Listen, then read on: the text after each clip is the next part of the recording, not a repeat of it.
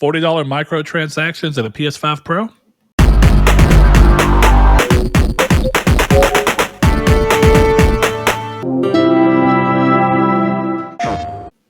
You know, with the little 3 clap, the in the intro, I really missed the chance to reference Friends and gain a whole new crowd of white audience to just, there we go. Do. You're going to dance in a fountain. with a couch in the fountain. With a couch in the fountain. I'll be honest, listen. I like Friends. It's a totally all right show. If Friends exists, it's the thing. Friends exist, yeah. Yeah. How I Met Your Mother, though. That's the show. That's my white people show. If that's a thing, right? I am a big How I Met Your Mother fan. Mediocre ending, but yeah, I can actually agree with there. It's not the worst thing in the world, but it felt very off the wall. But you know what? This isn't a show about How I Met Your Mother or Friends. I guess it's a show about Friends. Chris, you're my friend, right? Yeah. You want to become a multi-million paid actor and living in a New York apartment on what seems like paltry salary? Yeah, that would certainly be a pivot. All right, then. Let's do this. Welcome to Triangle Square, the PlayStation Podcast. I'm your host, Brett Beck, and alongside me today is Mr. Chris Figs. How you doing? See, Saul wasn't here to do it for you today, so really threw you off. As I just mentioned, Saul's not here today. He had a prior engagement with his father-in-law that he already agreed to help on. So he's doing that, and we weren't able to move the schedule around enough because Chris is going to go see The Batman. Yes, I am. And I don't blame you, homie. It's so good. I'm going to go ahead and throw it out there. If you have even the smallest shred of interest in that movie, go see it in theater. Yeah, buddy. I'm looking Much like Dune, it is a theater watch. Yeah? Do not deprive yourself of the experience. I go see a mediocre IMAX viewing again. Oh, man. Yeah. What was up with that, It's awful. I'm kind of glad we don't have something that purports to be IMAX, so I can't be disappointed by it. Definitely if you paid more. If you paid more than you would have anywhere else. Double. And then it was like, this isn't even really IMAX, I would be furious. Yeah. No, yeah, for sure. It's like going to Longhorn Steakhouse and ordering a steak and then bringing out like one of those microwave Salisbury steaks that you can get at Walmart, but on a plate. Yeah, with far too much seasoning. It's like, hey, I thought you said this was a Longhorn Steakhouse. No. So sorry. You're in a Longhorn Steakhouse. Yep. Oh man. When food places run out of food, it can get pretty interesting. At least locally. There was experiences of we're out of beef, but we still have to have beef. So we're gonna go get beef. Mm-hmm. Okay. Done that before. Yeah, kind of like you said, I got to go get lettuce. Let's do it. Let's go. All right. Chris, let's start this show off the right way. If you are new to the show, that's how we always start it off. You can stick around. We will get into the community stake where we ask the community their thoughts on a subject, typically what we talked about the previous episode, get y'all's feedback to sometimes look and see if it changes our perception or the way we look at something, or just allow us more time to kind of give you a more fleshed out way of how we feel in regard to also airing how you feel. So, Chris, what have you been playing this week besides Yu-Gi-Oh? Would you like to tell everyone how you became a Yu-Gi-Oh fiend in 3 days? Yeah, it's pretty bad.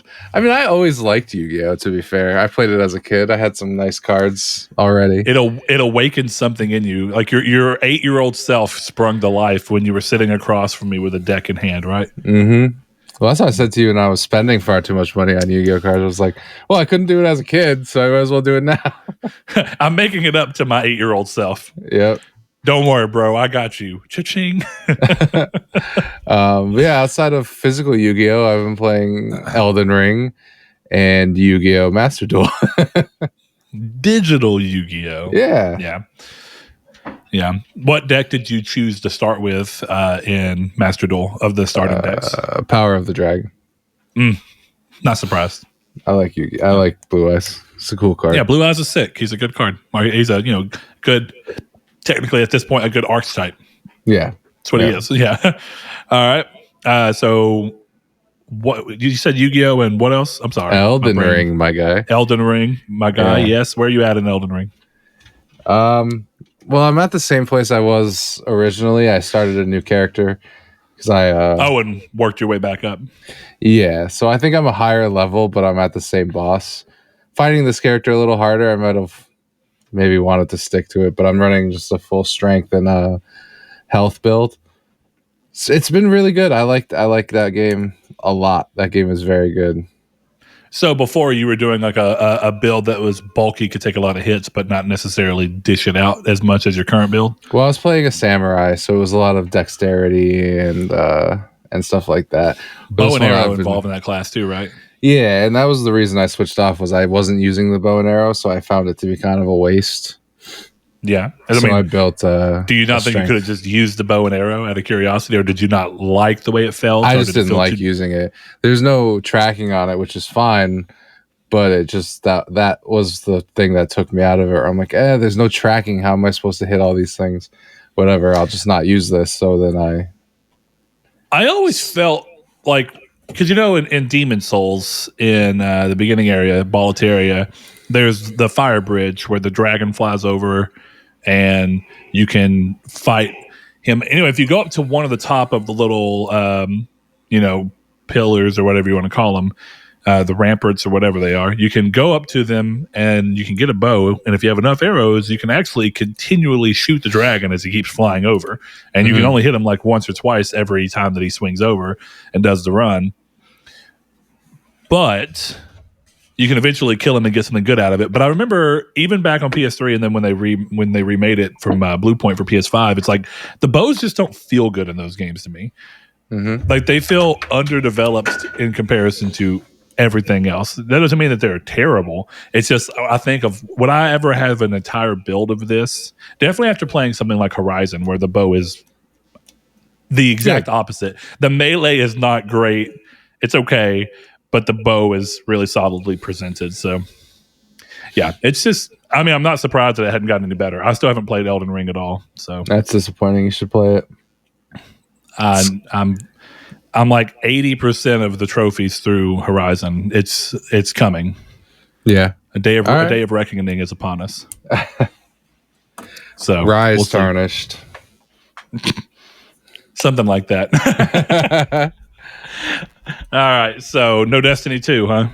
No, I mean, I've been working so much this week that like there's just, sounds like it. When I get home at 1 a.m, I'm like, I'll play an hour of Elden Ring and go to bed. Yeah, I don't blame you. I mean, considering I guess that your off day was Monday. Monday? Yeah. Kind of ruined that for you. Yeah, a little bit. If it makes you feel any better, driving 6 hours pretty much there and back, more like 7, wasn't that great for me either. So oh, I believe it. At one point, I was following a different GPS route than what I usually take, because I was like, it says it's quicker by 20 minutes, and I've already got tolls turned on, so I'm just going to live in Toll World and just do what it says. And there was no gas stations for forever, and I had to pee so bad. I mean, so bad. And you were in Texas, so like you can't just pull off to the side of the road and pee, or some guy might just get you flat, with a chainsaw or something. Yeah, it's it's flat grassland. There's no trees, right. and at least where I was in Arkansas, you just pull over on the interstate and go run into the forest, pee behind a tree, you're good to go. There's also not a movie called Arkansas Chainsaw Massacre, so that probably helps. But anyway, yeah, so I've only been playing pretty much Horizon. I mean, in our typical Yu-Gi-Oh! I played a little bit of RuneScape, but since Horizon's been out, I've been mainly playing RuneScape like once a week, typically busting out a little bit of questing on there. But I was playing it a bunch prior, so much like Destiny, I'm taking a break from it. But at least I'm still dipping in occasionally. I will dive back into Destiny pretty soon. I originally planned for it to be my Elden Ring stop off, but now I'm having this feeling of like, I want Gran Turismo 7 and I want to play it, but I'm not done with Horizon, but also Destiny, but also Elden Ring. So once I get Horizon knocked out, it still feels like, do I want to juggle 3 games? Because I'm, strategically, or rather historically speaking, I'm not good at juggling 3 different games at once. I'm not even very good at juggling 2, but I think I could probably pull off doing either Destiny and Elden Ring, or Gran Turismo and Elden Ring, and I don't know which one I want to do. I mean, I don't know. Gran Turismo and Elden Ring sounds like the easier two to mix up because I feel like you got to pay attention to Destiny a little bit more than like, oh, I'm gonna drop in for a race or two and then go back to Elden Ring, or oh, I just got wrecked by this boss 55 times. I'm gonna go do some races. Let me drop off to a race. Yeah.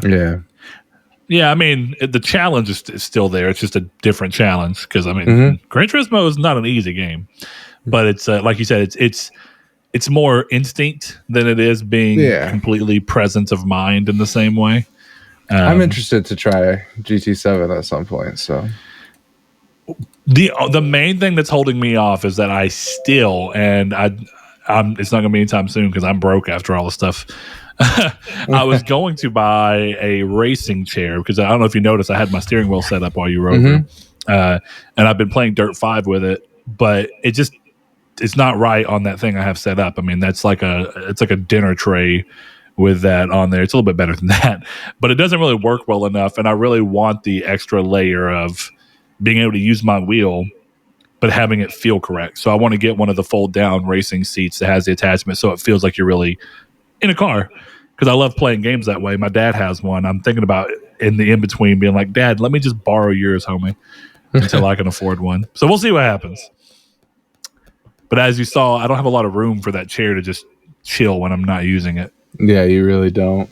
But hey, it might be worth it. I'm going to delete that computer in the corner of the game room, that computer desk, and see if I can just stick it over there, because my wife doesn't use that at all. So we'll see what happens. But do it. That's what we've been playing so far. I'm so close to that Horizon Platinum, but it leads me to a funny story. For some reason, and I complained about it in the Discord last night, there's these things called gauntlets in the game where you'll be playing and you'll just see people like racing by on dinosaur back, like, okay, or robot back, whatever, machine back.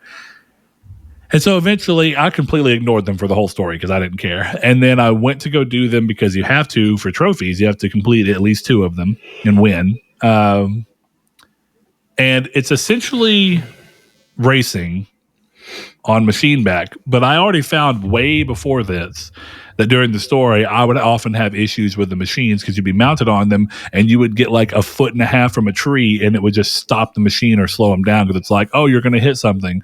No, dude, I'm away from the tree. I'm moving. I'm just trying to walk or boulder or whatever. And it got really annoying. So I was like, it seems weird to do a racing mini game in this when you can't even get it down for normal gameplay, in my opinion. That's why, like, once they got to a certain point in the game, I was like, this is so much better than having to worry about these other mounts. But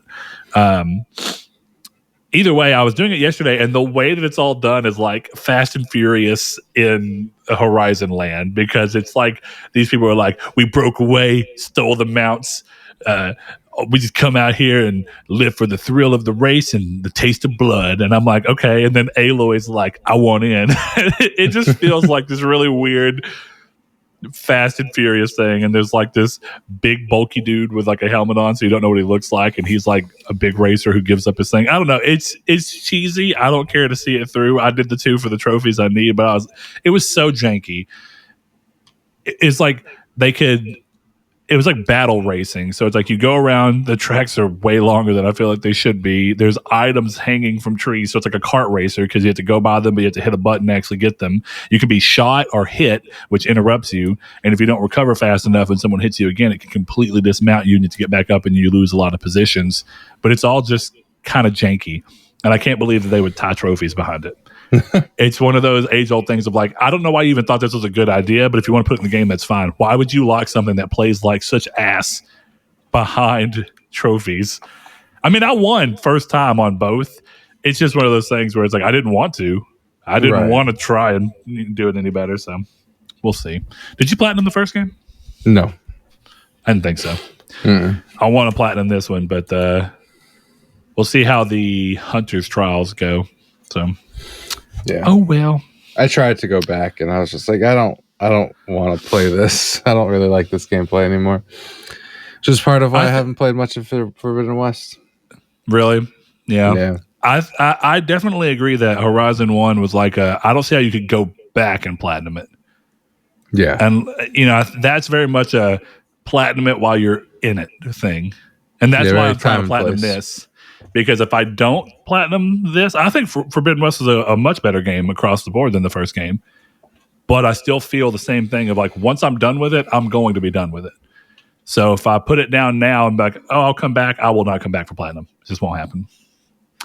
So we'll see what ends up happening with it. Oh, all right. Let's see. Before we hop into the news, let's go ahead and hop into the community's take. In the community's take for last week, Chris had brought to the table the idea about Elden Ring's reviews and kind of the controversy or discussion, at the very least, that was going on last week surrounding Elden Ring's reviews and people talking about the fact that pretty much no reviewer at the time of the initial review embargo lift who released a review had actually completed the game. And that brought forth some questions. So we asked you guys from that, after we kind of shared our thoughts about it, does it matter to you if a game is completed before its review? Are there scenarios where you think it's okay? Is it about transparency and making sure the review reflects that the game wasn't beat? Or should all reviewers complete games beforehand? And kind of a recap for people, since 250 kind of came up later and was a very different way of doing the episodes. Chris, what was your kind of thought on that? And has it changed at all in the week since? Or does it kind of do what most gaming news does and kind of just leaves the limelight and people stop thinking about it? Well, definitely leaves the limelight. People stop thinking about it. But my opinion hasn't changed. I don't think you need to beat a game to review it. I think you should, but I don't think it's a requirement. Yeah, I think that's very much where I landed too, is so long as it's clear in your review, then I don't really mind. But it depends on the type of game more than anything. Even then, I still think that most games across the board could be reviewed without being beaten. But ideally, you would beat them. That's before you get into all the time aspects of when you get the codes and whatnot. But I just think that there are games that are so story driven that if the payoff is the story, because there's not really gameplay in it, then I don't see, like Doki Doki. I don't see how you review Doki Doki without beating it, because it's kind of the crux of the game. I would agree, but it's one of those things where if I put 50 hours into Skyrim, but you put 20 hours and only beat the story, some people would take your review as gospel, but I played more of the game than you. You know what I mean? True. Yeah. And probably experience more of the content that's actually going to make up the average person's 100-hour playthrough of Skyrim. Because like you said, the main story is 20, 25 hours. Probably not even that. You're probably right. Probably not even that. Because I know that I platinumed that entire game whenever it re-released on PS4 in 40 hours. Which is insane. It took me 80 during quarantine. Part of it's RNG of the Thieves Guild, that stupid trophy, and whether you get lucky enough to actually get the right cities on your RNG. But yeah, it's pretty rough. All right, let's see. Let's get some of you guys saying. The Lord Corgi, one of our patrons and listeners, says, I think it would be better if we saw more reviews in progress if the game hasn't been beaten yet. I know reviewers are typically crunched for time to get their reviews out by embargo, but I think the industry as a whole would be better with more transparency rather than just getting out a review to get the traffic to it. Kind of a catch-22 situation, but hopefully something that happens where there is a shift in review culture for the better. I pretty much agree with that. The big thing I would see is like you kind of talked about, I think I even mentioned it last week, it's got to be an all or none, right? And even then, it's going to create this window where people feel like if I get the review out day one when everyone else says that they're going to hold off and wait until the game's beaten, then I can say this is my complete review. And they don't even have to be honest. We have that right now, which equally weird culture. Chris, how do you feel about the people who go and like look at a review and then stalk down the reviewer and then like try and drill down and find their trophy history and to be like, they didn't even beat the game? Now, or the occasional time where it's like from their trophy thing, it doesn't even show that they got past what would take the average person 5 hours into the game, I think it depends, because I think, like, I don't know, like, it's weird because it depends on the game. But like, if you gave a certain game, I don't know, if you gave like, let's say Elden Ring. If you gave Elden Ring a bad review and you didn't get past the first boss, I don't think you should be talking. You know what I mean? It's kind of that stuff. So Yeah. I think definitely Like, it's valuable to see like who people are. Like, if it was me, I think all reviewers should have their, trophies available, a trophy on tiers for people to see. Not because I want to see how many platinums you have, but because I think it'd be like, okay, you don't like my Elden Ring 6 out of 10 review. Not that anyone gave it that, but you don't like it. Well, look, I beat it. I finished it, or I got up to this boss or that boss. You know what I mean? I got far enough to have a decent opinion. It kind of reminds me, and I don't remember if it was like an op-ed piece or if it was the legit review. I am really trying to remember. Mm-hmm. But you remember the Cuphead controversy where Dean Takahashi. So was that an actual review or was that more of like an op-ed piece of like games are too hard? No, that was you're talking about when he couldn't jump over the wall. Yeah, and he was like, "This game is too complicated and too hard, and I can't." That was beat just the a preview tutorial of Cuphead, if I remember. Okay, that's what I was trying to remember. I didn't think it was an actual review, but I remember that it brought down a lot of stuff of people being like, "What? You're down talking a game because you can't get past the tutorial," which, I mean, I think that there's a time and place to where op-ed's important, right? Because I don't think anybody would look at that situation. Or clearly they did, but I don't think that there's as much reason to look at a situation where someone says, "Hey, this is just my opinion. All I'm doing is talking about something I think is going on." Now, people can still challenge that opinion of yours, but I think that same exact discourse about that game being too hard to where you couldn't even get past the thing, which I get it in the game industry, still kind of makes you look like, why are you covering games then? But that's a different discussion. But in that context, it makes more sense than in the context of a review. If this same guy reviewed Cuphead and then gave it a bad score because he couldn't get past the tutorial, that's not actually speaking to the quality or lack thereof within Cuphead. Rather, it's speaking to this very unique situation that this person had that didn't allow them to really experience the game. So thankfully, we don't get that a lot. Now, one of the things that the Lord Corgi says in here is transparency. And Chris, I think you saw a couple of them. I didn't read as many Elden Ring reviews because I'm trying to go in as blind as possible, which was kind of a little ruined by literally just seeing the game. But at the time, I remember looking at it, and pretty much every reviewer I saw mentioned that they had not beaten the game. That was kind of like the discussion amongst the reviewers, right? Yeah. Which is the thing. It's like if the whole point of your review is I really like it, but I didn't finish it, then okay. Sounds good. Yeah. Yeah. Yeah. I mean, that's kind of where I'm at. I feel like there's borderline more value in a review that's like, listen, I didn't beat this game. It's very long, but I feel comfortable enough with the time I have spent to be like, you should absolutely play this. Yeah.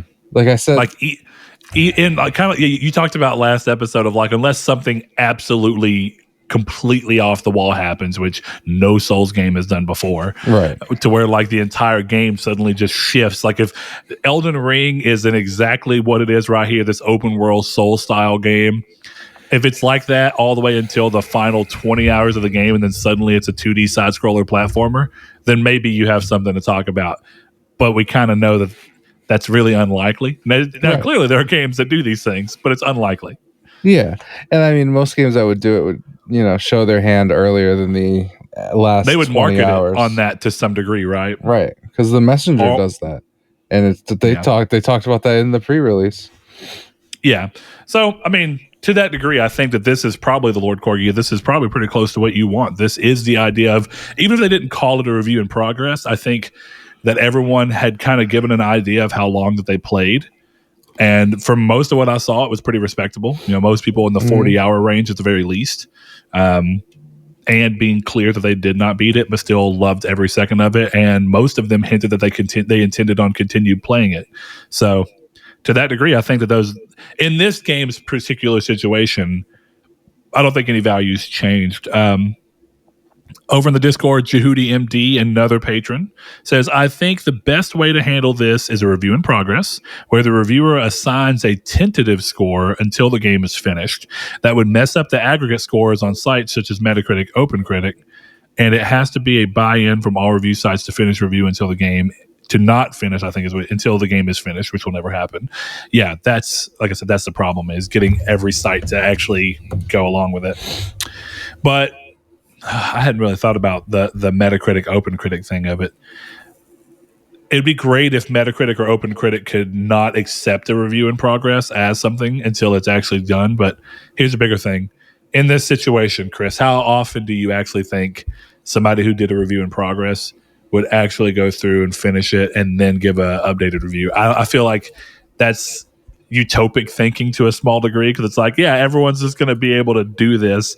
I think games coverage is so crazy, definitely right now with Gran Turismo 7 and more hitting triangle strategy, that most people are like, I've got to, not only did we not have enough time, but now that the review is out, I don't really have the time to go back and dedicate to it, finishing the review, because it's not going to really garner enough clicks or attention to make the workload worth it. Yeah. I don't know. I don't think review in progress is necessary in this is a specific scenario anyway. Yeah. Now, to be fair, the question wasn't specifically about Elden Ring. So to that end, if we're looking at it from a broader perspective, where you can sometimes be talking about a game that's 20 hours versus a game that seems to be 80 hours, it's a very different ballpark. And I think it's a much I'll just simpler clarify. ask. Unless your game is a multiplayer game, I don't see why a review in progress is necessary. I don't. Because why would a review in progress be necessary for multiplayer? Just so I understand that. Because you need to play with people. Updates? Oh, you're talking about like, okay, pre-cover. Yeah, I got you. How can you review a game that's not out in the public if it's a multiplayer game? Well, as somebody who doesn't really play a lot of multiplayer games, can you enlighten me on how that review process actually goes? I would have assumed, and maybe incorrectly, that there are essentially a private server that's up for the game currently that all these people are currently playing on, can basically play with other reviewers. There is, but you can't take into account you couldn't review a Call of Duty multiplayer off a section of playing that game with 20 people. You couldn't. I mean, yeah, maybe not. I don't know. That's what. Go ahead. How could you? Because you don't have access to the public servers. You don't know if the servers are going to work. You don't know how the game plays with other people. Like, you can't. I don't think you can do a serious multiplayer review off. Yeah, well, we played it in a private server.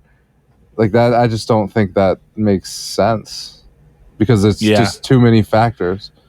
Well, and all of your variables are specific. Yeah, I get what you're coming from. Well, it's specific to this isolated environment that's been created specifically for reviewers. Yeah, it's like something like GTA Online. GTA Online would be a completely different game if there were no people to run around that world with.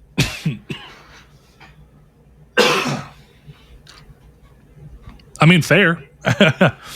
I mean, that might be why I didn't care for it, because I played it on PS3 pretty early days, and I was like, yeah, this is Grand Theft Auto online.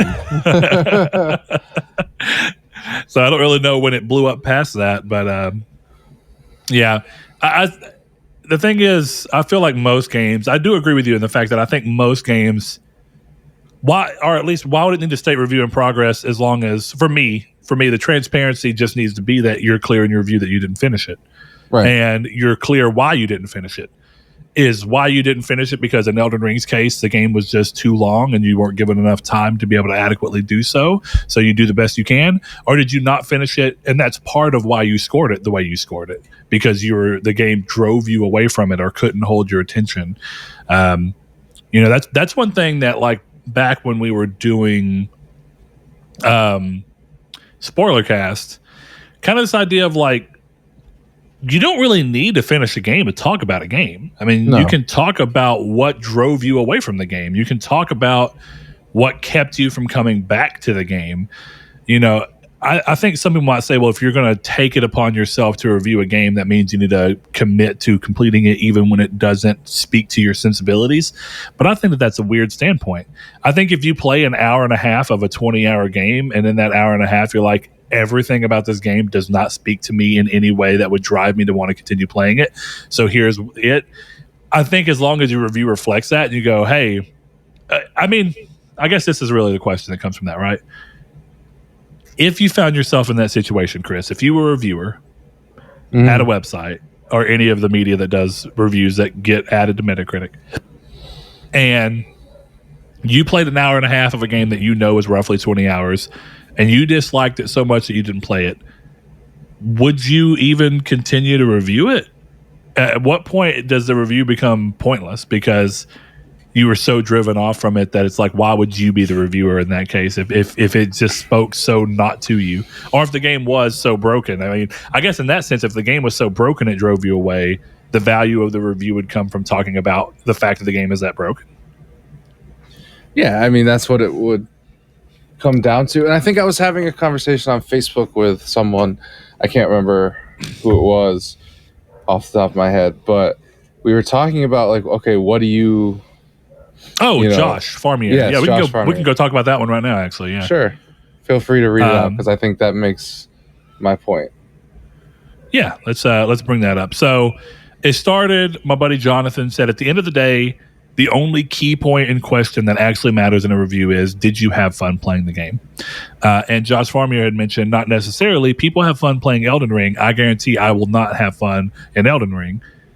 And that spread a discussion of him kind of describing it. So Chris comes and says, reviews are opinion. If you had fun in Fallout 76, then you'd give it a good review. Unless you think reviews should be objective, which is a fair point, but completely impossible in practice, I'd give Witcher 3 like a 6 out of 10. Is my review fair? And that led to a discussion about The Witcher 3 and anything else realistically, and about what makes a game good to an individual person. And Chris's response of what do you want on a review, Josh's response, what kind of gameplay it has, are menus convoluted or easy to navigate, is frame rate stable, did you finish it? It will be different for every game, though. So what do you think? I think what he wants out of a review is what you get off the back of the box. So, that's fine, but I think at that point, like, you don't want reviews. Is it? I'm not saying I agree with his tone of it, but I don't really know that you can, or at least I'd say this. I don't think that the back of the box would be the trustworthy place to look at, is frame rate stable? No, sure, but that's... I don't think back of the box shows you whether menus are simple or convoluted. But to be fair, take the back of the box out of it. I think the spirit of what you're saying still is you can find most of this stuff out by just watching gameplay of it. Yeah, my point was more not that you literally look at the back of Elden Ring's box, but that all those are that would be like going to a book and being like, I want the review to tell me how many chapters it has. You know what I mean? Like, that's just a fundamental part of what the game is. I don't think that has anything to do with the review. Like, yeah, maybe a game with a bad menu system could be brought down. Like GT7 apparently has a bad menu system, and that brings it down for people. Actually. But that has nothing to do with if the game is good. It doesn't. Yeah. Destiny totally, for all the great things that Destiny does, Destiny gets like minus 0.5 points for having a cursor-based menu system on a console. Yeah, but there's no... I don't know. I just can't see how that influences your buying decision. Like, it was kind of when we were talking about the PS5 menu UI, and I was like, I couldn't give a crap if it looked like, a DOS launcher, and just I had to type the name of the game I wanted to play in. As long as it ran the games, it's kind of the same thing. I don't think what kind of gameplay it has, or is it easy to navigate, or that kind of stuff that he was talking about, and the stuff he wants out of reviews. That's a Digital Foundry technical analysis. That's not a review. They don't call them reviews. Yeah, I mean, I agree. They don't necessarily talk about what gameplay it has, but you can find that in such easy spots. Like, what kind of gameplay does it have? Look at gameplay. Watch a gameplay video. And the thing is actually a lot of what he's talking about is the way that I determine when I want to buy a game. I don't really go off of reviews. I go off of look at gameplay. What kind of gameplay does it have? Does it look like it's something that interests me? All right, that's step one. Step two that I go through is if I'm still on the fence and day of launch has already come and I haven't seen enough to tell me, is the menu system convoluted? Which, if you watch gameplay, you normally can see the menu system in action in most games. Then it's like if I'm still on the rocks and Digital Foundry is like, hey, we put out a thing to talk about how the game runs. And I go, you know what? I'll see more gameplay by watching this. I'll get a better idea of if the game's stable and actually runs well and if it's optimized well. And pretty much from there, it's a yes or no as to whether I'm going to be, moved enough to buy it there, or if I have to wait until I hear more word of mouth around the game that pushes into what made me think I might like it to begin with. There's so many variables, but I don't know. I get what he wants, but I agree that I don't think that that's a review. I think that's more of like a technical overview. Right, exactly. For me, it's like if I'm going to a review, it's like when Elden Ring came out, I watched SkillUp's review, ACG's review, and then I checked what the IGN score was. That's all I cared about because I was curious. Because IGN's a big site, I was curious what the score was, and then I know how ACG feels about games. I know how SkillUp feels about games, so I knew that if they liked the game, I would like the game. And neither of them even use a scoring system. So the scoring from IGN was just more of like what's the big site consensus just for the back end knowledge. And then for the other two, it's like these people go into the nitty gritty of why I'd want a game. I actually think, and I'm not saying more people should necessarily do it, which I guess I kind of am, but I like ACG's reviews because of the way that it feels like a section by section review that's kind of closer to what he's talking about. Here's the gameplay section. We talk about what the gameplay is. Mm-hmm. Then we move on. Here's the sound section. We talk about what the sound is, how the music plays into that sound, what the sound effects are like, how do those jive in and give a boon to the gameplay experience, take away from the gameplay experience. And then from that, it's like, now we go into the performance section. The performance section tells me how stable the game is and, potentially what resolution it runs at. Though I noticed with ACG a lot more times it's not like this game constantly runs at 1800p. It's only like this game runs at a stable resolution that constantly allows you to see everything you need to see. It's far more utilitarian of like what does the end product you see on screen go. I think that ACG might be the reviews for Josh because it's pretty much that, but interjected with his opinion on what it is.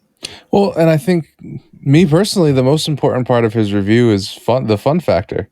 It's a fun factor, and that's one of the things that I think that caught me up on what Josh was saying is like, is the most important part of a game not whether the person reviewing it had fun?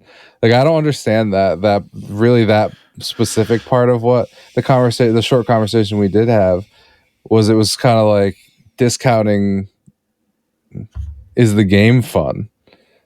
Right? Because even like my point of like, I don't like The Witcher, so I would give it a 6, and that would be my review, and I could justify that. So you have to read my review and go, he didn't like it for these reasons, I might still like it, and you buy it. And he likes Fallout 76. I don't really like Fallout 76. But if I read his review and then I buy the game and I'm like, oh yeah, I see where he's coming from. Thing is, like, you can't lie in your review, right? Or be wrong about stuff. Like, there's a guy I watched recently who did an Elden Ring discussion. He was like, yeah, you can't swing to the left of your horse. It's like, bro, if you just hit L1, you would have swung to the left of your horse. I think it's important to know, okay, this guy knows what he's talking about. He played the game and he doesn't like it, or this guy knows what he's talking about. He played the game and he does like it. That's important. Yeah. Well, I kind of think I see where he's coming from in the sense of when you look at a fun factor, and I could tell by the way he's talking about it, and you even said it, like, right, should reviews be objective, and how that on paper seems like a great idea, but in action it just never works. I get the idea of what you find fun may not match up with what someone else finds fun. And that's why it goes back to that conversation we've had a few times about the value of finding reviewers, like you said, SkillUp and ACG, where you understand their taste in games, you understand how their taste in games lines up or diverts from your own, and what insights they bring can still give you, even if you disagree with it, can give you value for what you might like or dislike about a game. And then going that way, because I think people who go to a site for the first time ever and read a review and don't jive with the person and think that the person's like, this review doesn't tell me what I need to know. You don't know the person. You don't understand the person's taste in games. And that's important. Spending time understanding a reviewer Like if you read a review and you actually like the way the reviewer was, take more time, dig in, find that person out, and then take that information and keep coming back to this reviewer and see how often that you feel like you appreciate their insight and their input, and then stick with them. And that's when it stops becoming, well, their idea of fun and my idea of fun are two different things. Well, if you understand their idea of fun and you understand your own and where those meet, then that review suddenly becomes a lot more valuable to you. Much like you, if I'm interested in a game that I haven't decided to buy, ACG is one of the first places I go. And because I know how he feels about games, and the only time I've ever vehemently disagreed with him is about Days Gone. Literally, Yeah, it's the he's only wrong time. about that. It's the only time I've ever been like, this man, I don't know what he was playing or what he was thinking, but we did not see even remotely close on this. But that goes to show the human element of a review and the importance of it. And at the end of the day, fun is a big part of that, because even if it's fun from like the story was fun. Okay, well, the story is more subjective, but at the same time, your subjective take on whether the story was fun is important to your enjoyment of the game and my potential enjoyment.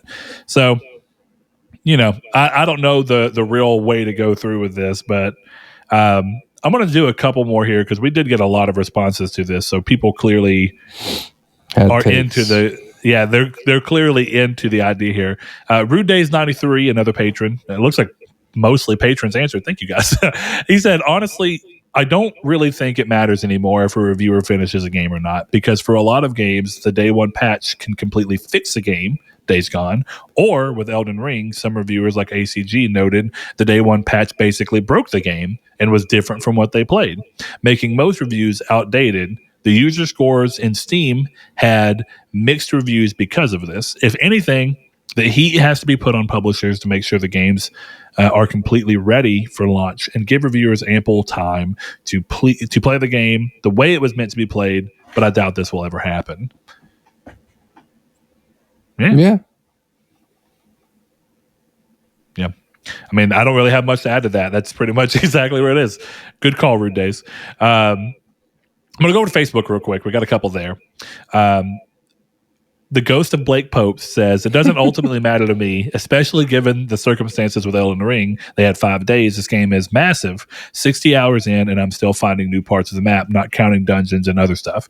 So yeah, when you're looking at it through the lens of Elden Ring, I found it interesting that it kicked up controversy at all, because like I said, I feel like everyone was probably the most transparent I've ever seen the game industry be. Like, yeah, we didn't beat the game, but also the game is amazing. I don't really know what more you want from them. They told you, like, the one dude was like, I was able to squeeze 60 hours in, we'll see. So the last one I think I'm going to grab here, I'm going to grab from our buddy Richard Schaefer. He says, wasn't this question asked a few episodes ago when discussing thoughts on the review process in general and whether or not reviews had an effect on purchasing a game? And to some degree, it was lightly explored. But he says, I personally believe all reviews should be based on experiencing the full game to the end. If not, the review needs to specifically mention the hours spent playing and approximate percentage of completion. In a perfect world, games should be completed, though. And I think he's kind of lining up with what we're talking about around the value of at least just being able to have all the data you need to help give context to what you read and how much you want to take that to heart. Like you mentioned, Chris, Skyrim is a perfect example of a game that most people jump in and play in vastly different ways.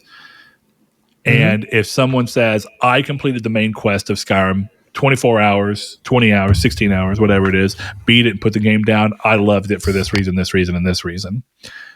As long as they're clear about that, that's a valid opinion about a very specific section of the game. And if another review wants to go into, I didn't beat the main story because I got so caught up in the world of the Thieves Guild and what was going on there. And while I was trying on my way back to fight the dragon outside of Whiterun, I ran across the Dark Brotherhood. And then I decided that I wanted to see what that goes, and it grasped me. That review is valuable in the sense that it shows you how much the extra content for the game can continue to draw you in and have its own complete story arcs. And did they really not complete the game just because they didn't complete the main story arc when the sub-story arcs are all roughly similarly lengthed and just as well written and choreographed and acted out. At some point, they've beaten a version of the game multiple times over to year one in 60 hours. Mm-hmm. And there's value to it. So, yeah, I don't know if reviews will ever reach a point where they're perfect. I just think that as transparent as games reviews can be, the better. And I thought the Elden Ring, like I said, I'm surprised controversy came, because for one of the first times in a while, I actually thought, wow, the Elden Ring review is a great example of what I wish to see from game reviewers. Just be clear about what you have and haven't done in the game, and let me decide from there. There's only controversy because it's a 97 on Metacritic. That's straight up the only reason that anyone's even upset. I get it, because it's one of those once or twice in a generation review scores, you know? But at the same time, you call a spade a spade. If people are giving it a 97 and have all these things without beating it, I don't really see how completing the game is going to honestly change that. That's exactly my whole thing with this. Like I said on the show last week, unless it ends with Hitler was right, blah, blah, blah, blah, blah, there is no ending that would make me go, oh, yeah, the game is worse for it. You know? And even then, the game is, if the 40, 60, 70 hours they played up to that moment could still be great. And suddenly the whole game is just a little worse because at the end it decides to fall apart. But, you know. It's not even necessarily worse because it's bad. It's worse because it's like, what the hell were you thinking? You know? Not that Hitler is right was ever good, but you know what I'm trying to say. That I understand. Inherently make the game bad. Yeah, for sure. All right, let's get moving on. We're going to talk about some news things. So I will tell you, not a lot happened. The news is primarily just that big, long-awaited games released. Mm-hmm. And some long-awaited games released that don't seem to be doing very well. Babylon's Fall. Game looks bad. It does. But we're going to start off with the first thing. PlayStation Now's March games were revealed, and Shadow Warrior 3, as was reported, is spearheading the lineup as a day and date release on the service, potentially pointing at something we could expect to see from select third-party games once Spartacus is fully revealed and implemented, though that remains to be seen. Following up, that is Crysis Remastered, and everyone knows what Crysis is. I don't know to tell you much about that. A game called Relicta, which is a first-person physics-based puzzle game, which actually looks all right, and I quite like physics-based puzzles. And the bizarrely named Chicken Police Painted Red, which is a detective satire that mixes point-and-click adventure game styles with visual novel storytelling style. All are playable as of March 1st. I decided I had to look at this Chicken Police game because I couldn't tell if it was one of those like really bad joke games or really bad games that seems like it'd be a joke, but it's really just a bad game. No, this is a highly rated game that has a very interesting art style and seems to be niche but loved. Okay, so I'm into it. What kind of game is it? Point and click adventure. You move around sometimes, or you have these visual storytelling panels where you can kind of click on things and it'll open stuff and move stuff, and you got to find out these little clues by sussing through things and then talking through people. And you have interactions that you can do with them, like if you want to talk to them a specific way or if you want to point out something. So it's very interesting visually, and I'd be curious to see if anybody plays it and goes around to it. If I had a lot of time right now, I'd probably be a little more likely to do it because it looks interesting enough that I'd be willing to dip a toe in for free. All right, I respect that. Which is pretty much the PS Now Game Pass promise, right? You see a game that you may not play, and suddenly you just go ahead and move forward with it because, why not? I've got time. Because that's typically the currency they're worried about most. Do you have time to make this service seem valuable? So we'll see how that is. Next thing up, Chris, as you already knew, Persona's 25th anniversary is this year. Yes, it is. And it's getting a 25th anniversary event in Japan if you want to fly all the way over, including exhibitions of reproduced environments from the games, one-to-one scale statues of some of the personas, themed rooms at the EJ Hotel, which is it's within the venue that they're using that you can book, and more. These events are hard to tell if they are strictly celebratory focused or if a new title might be teased. But either way, it looks like a good time for hardcore fans who are either in Japan or willing to go to Japan. Definitely getting Persona 6 after that. We'll see. But you're probably right. Let's see. What do you want to... You going to throw a $5 bill on it? A $5 bill? You going to throw a $3 bill, y'all? Yeah, I'll throw a $3 bill. Nice. All right, cool. Fred Durst, pay up. Next thing up. Look, let's take a step back. Yeah. Persona 6. Yep, hit me. Clearly, Persona, it's been long enough since 5 and a decent bit since 5 Royal. True. What do you even want from a Persona 6 if you had to guess? Or do you think that Atlas has got it so down pat that they're going to give you what you need and you don't even know think about it? I want more Persona. Well, it seems like you'll get that. That's all I care about. Give me a bunch of best girls and waifus. You loved Royal, right? I did. So since then, now that you have your Vita back or a Vita back, have you thought about going back and playing Golden? Yeah, I've played Golden. Oh, did you play it before Royal? Yeah, I played it a long time ago. I didn't realize that. Okay, played it on PC actually. Oh, you played Persona 4? Persona 4 Golden on PC, yes. How? They released it on PC like a year ago. Bro, I forgot about that. I mean, you're totally right. They 100% did. I know I'm right. I'm looking at the icon right now. Yeah, you're right. I completely forgot about that. Because I remember, now that you say that, I remember people being like, and it still hasn't come to Switch. It's never coming to Switch. Probably right. As we've seen, PlayStation's okay with letting games that they put some kind of money toward go to to PC, but that's about it. Persona 6. PS5. Persona 6. PS5 exclusive? Absolutely. The Persona team, Atlas. Sony buy them up? No, because Sega needs them. Sega probably does need them. It's either that or everybody at Sega is like, if we sell this team, we're going to sell it for enough for us all to retire. Oh, yeah. I mean, listen, if Sony came to them with listen, we've got $4 billion for you, I feel like you have to sell it. If the Sonic property keeps actually doing well, they may not need Persona. That movie, that movie. That's a big what if. That's a big what if. Sonic 2 looks very good. Oh, it looks awesome. And depending on how was it Peacock or not Peacock, Paramount, the Sonic series that they're doing that they have announced alongside. Is it the same movie? Character? Or is it a different animated? Yep, Sonic? Same character is what Let's go. Is what it sounds like. It's gonna be Blue live action. Justice TV. Dude, let's do it. Maybe. So we'll see. And if they actually manage to pull out a great 3D Sonic game, we might be there. We might have it. The open world Sonic game does look good. I hope there's strip clubs in it. Dude, if there would have been strip clubs in Sonic Adventure 1, it honestly would have felt totally in line. There's a casino and everything. If you could have just turned a corner in the casino and been like, oh, here's scantily clad women, just walking around, it wouldn't have surprised me. Turn your chows into strippers. I mean, the president was in Sonic Adventure 2, so anything's possible.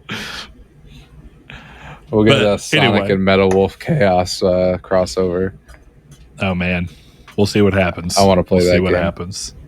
Next thing up in the news, Capcom have taken to the official Resident Evil Twitter to reveal that the remakes of Resident Evil 2 and 3, alongside Resident Evil 7, will be getting next-gen re-releases later this year. Players who already own the titles will be eligible for a digital upgrade at no cost, which is a nice touch.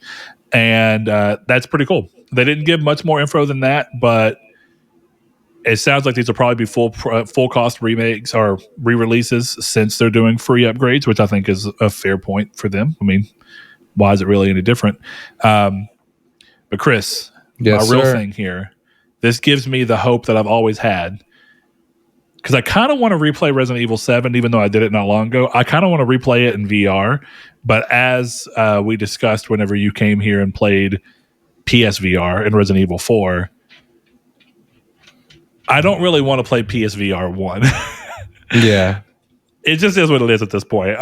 I'm so used to the quality of life changes that the Quest brings and that the PSVR 2 is going to continue to expound on that I can't go back. And then the biggest problem I have actually with Resident Evil 7 is that at the time when it was one of the first PSVR games and its controller use, the novelty was okay. But after playing Resident Evil 4, where you have full control of your hands and motion, I want to be able to play Resident Evil 7 with actual motion control and without the weird, wacky tracking of the PlayStation VR. So my real hope here is that since they're giving this treatment to Resident Evil 7 as well, that we'll either get a Resident Evil 7 re-release or update to support PSVR 2 at a higher resolution, just because why not, and with actual motion controller use instead of controllers, since the new controllers are going to have the analog sticks that you need in order to move. That's the hope. It's the dream. That's the hope. I hope they do that. I'm just excited to play Resident Evil 2 and 3 again. Those games are great. They are great. But tell me right now, whenever you were here and how cool the feeling of pulling the clip out, shoving it in the gun and clicking it back, that was sick, wasn't it? It was sick. Imagine that in a game that's actually trying to be scary. Because don't get me wrong, I love Resident Evil 4. That game has never terrified me except for the Iron Maidens. Those are the only thing in the entire game that actually make me incredibly uneasy. And I would love to re-experience Resident Evil 7 as a whole to where I could actually see, because of how they handle that game, being able to do all the things with the guns and aiming and stuff would be sick, and it would make that game infinitely more scary than it already is, or tense. It's not that it's scary. It's just you dread moving through the Baker house because it's like I just don't even want to deal with the next thing. It's like my friend who played it in PSVR and couldn't get past the door. Oh yeah, I'm not gonna lie. They had the demo for all that time where you could go and play. Yeah, and then they eventually added VR support to the demo before the game actually released when they re-updated the demo again. But I remember that first time, it's like doing all this is fine. The moment that you're in VR and you approach the door, it's like, this feels so much more, I have to deal with the consequences of opening this door. But here's the thing. Right. You still had that disconnect for me. And this is what made me still be able to play it in VR. That disconnect of the fact that it's a controller. If I had a motion controller in my hand and I actually had to reach out and squeeze the controller and rotate it a little bit and then push the thing, that would have been a way harder thing to get everyone who played that game to do. So maybe it's a blessing in disguise because people actually played it in VR. But if you really want a truly terrifying game, having me walk up to that ridiculous house after all the stuff that leads to that point and then getting to that door and having me physically open it, your heart would be like, yeah, dude. Yeah. I need to get back into 7. I'm very close to the platinum on that. I might do it. And then you just need to do the speed runs. Yeah, I need to do the speed runs. I need to do Madhouse. And those are easy. That's what you do. You wait, Chris. You wait. And then when they announce PSVR 2 and announce that Resident Evil 7 is either re-releasing and with a free upgrade path for current owners or something like that, at that point, you go back and you platinum it in VR. I mean, I'd get the platinum in VR, but I'm already close to that PS4 platinum, so I got to get that one first. Oh, you got to double stack it. You're right. Yeah. Yeah, you can. Because that's the one thing. Like, I think I'll do Resident Evil 2 again, because Resident Evil 2 is awesome, and I had a lot of fun playing that game. So long as it's actually a separate trophy list, that's going to be the only thing. It'll be if they give it a full PS5 release. Yeah, that's kind of been the upside, right? I mean, that's the thing about Cyberpunk. You good? Yeah, sorry. I got a text from my brother who's next door, so I just want to make sure everything was okay. Gotcha. But yeah, that's the people talk about all the positives and negatives that come with, like, people for a long time are like, smart delivery is this fantastic thing, and it is. I'm not going to act like smart delivery doesn't have its benefits, but the moments where it doesn't have benefits is for people who do love achievements and trophies. No separate trophy list, no separate achievement list. Technically. Secondarily, Elden Ring being one of these interesting things, and this is a real nitpicky situation, but for people who wanted to play Elden Ring at a rock solid 60 frames per second by playing the PS4 or Xbox One, PS4 Pro and Xbox One versions playing through backwards compatibility on the next gen systems, you could do that on PS4. On PS5, you could say, I'm going to download the PS4 version and play that one, but on Xbox Series X, you can't tell the system not to download the newest one. So you have to go through all these weird loopholes to try and play the more stable version, because Smart Delivery and all of its glory and wonder doesn't allow you to either temporarily turn it off for a single title, or select the game and say, I want you to run the code base for the Xbox One X version on the Series X through backwards compatibility. So I don't know. I like Smart Delivery, and I'm never going to say, like, I hope Sony doesn't do it. But I really like being able to be like I did that with Miles Morales, where I was like, I want to play Miles Morales again. You know what? I might as well get another platinum. So I played the PS4 version, just platinum that. Like, it was really fun. Like, I like that I have that option. Well, and like you talk about, like, for us, it's not for everyone, so that's clear. But for us, the carrot on the stick of another platinum, when you already want to replay another game, it's even easier. You're like, I already want to replay it, but I can also get something else as an end goal reward instead of just playing a great game again, which maybe that says something about the fact that we have a hard time wanting to replay a great game just because we can't get a trophy at the end of it all. But if the game is good enough, I still replay it anyway. Or if I love the game enough, I still replay it anyway. Brett, have you ever played Metal Wolf Chaos? No, I have not. I really want to play it. I'm tempted. You know what it is? Yeah, it is an old Xbox game, right? Yeah, it's FromSoft, and it's you play as the president of the United States, Michael Wilson. Okay, I just Googled it. That's what I thought. Yeah, so I remember it being a mech game because it was back when they were still doing Armored Core. Man, what a game! It looks awesome. Or what an idea for a game. It's not supposed to be very good, but it looks awesome. So conceptually, it's down pat. It's got it. Perfection. Independence Day, but instead the president gets in a mech. The country is in peril as President Michael Wilson defends the nation against a full-scale rebellion led by Vice President Richard Hawke and the mechanized legions he commands. As the 47th President of the United States, it's your sworn duty to take your country back by any means necessary and end this unjust coup d'etat. Battle in your advanced mech armed to the teeth across iconic American landscapes, including the Brooklyn Bridge, the Grand Canyon, and the front steps of the White House. Dude, you know what I love about this is that this just screams of a Japanese dude who is like, I really want to make this, like, this is the way I perceive America and the way Americans kind of project themselves out, and I just want to make this game about a president who's like, not on my watch.